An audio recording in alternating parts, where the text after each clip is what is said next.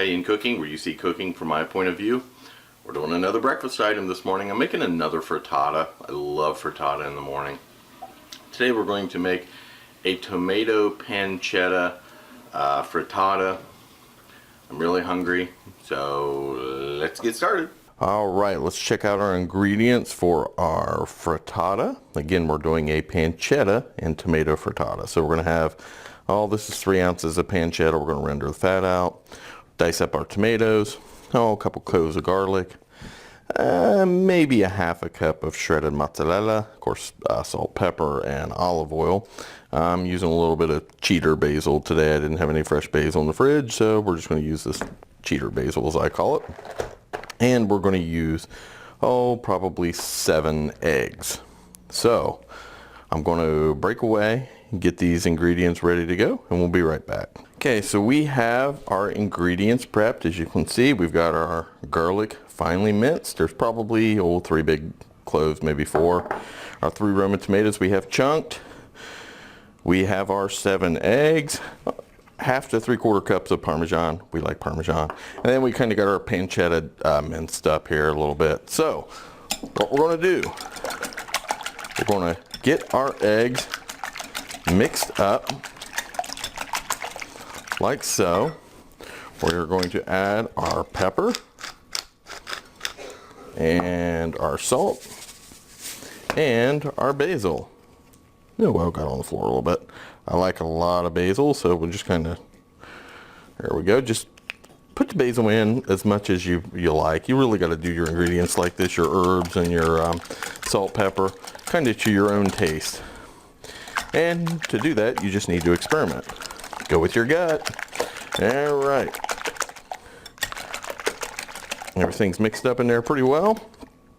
We'll put our cheese in and just kind of mix that up. The cheese is really going to fluff it up. Okay. Now we're going to set this aside and we're going to go to our stovetop.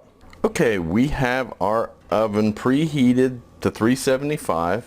I've got our burner on here. We're going to put just a little bit of olive oil in there and get that really good and hot.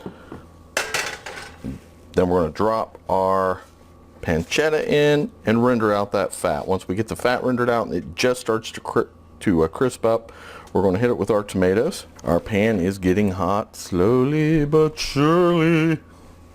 And I don't know what surely has to do with this, but what's the saying slowly but surely mean? Who knows? Apparently Shirley couldn't do her hair quick enough in the morning, so her husband wrote a song about it. I am going to render this out, and then we'll be back. Okay, you can probably see that our pancetta is just starting to crisp. So what we're going to do is we are going to jump in our garlic and our tomatoes. That pancetta is going to help flavor everything. It's exactly what we want. Now what we are going to do, we want these tomatoes to cook down a little bit. So we're going to give them about, we'll say 5 minutes or so, and then we'll be right back. Okay, our tomatoes have been cooking here for just a couple minutes. They are nearly done. You want them soft and almost falling apart, but not quite. You'll see there our pancetta has crisped up a little bit more. We've got it pretty much evenly distributed. We've got our garlic in there. So this is coming along really good and is almost done. So as soon as it is done, I'll come back. It's done. So what we're going to do is, my pans are, this pan, I love to make frittatas in it, but it's not non-stick, and a frittata just sticks all over it.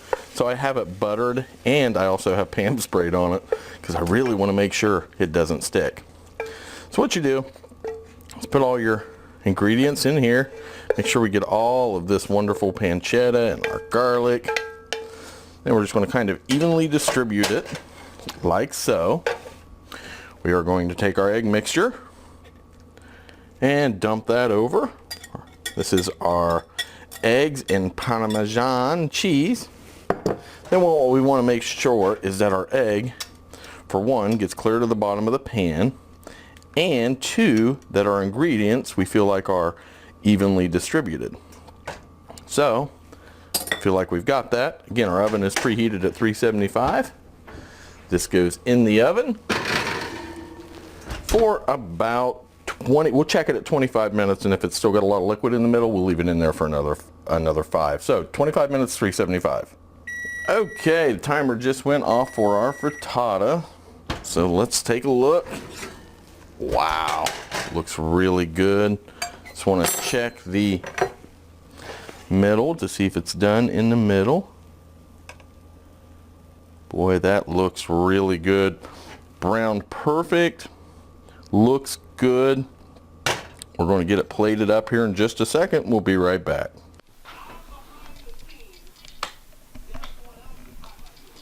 The cat's right in the back of the picture too.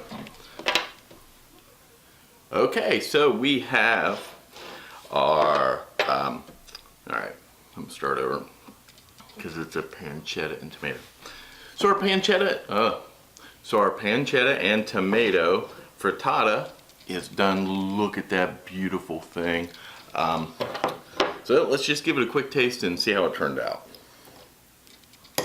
So,